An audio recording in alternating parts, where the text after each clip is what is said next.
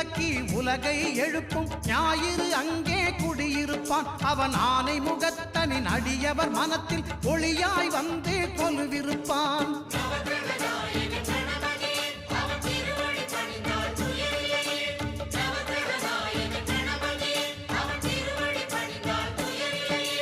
ஒன்பது கோளும் ஒன்றாய் காண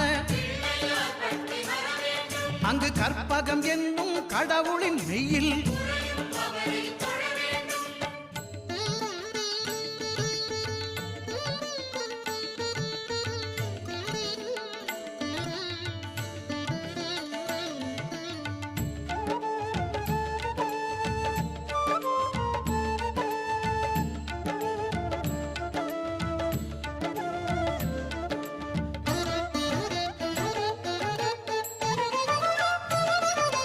திங்கள் பகவான்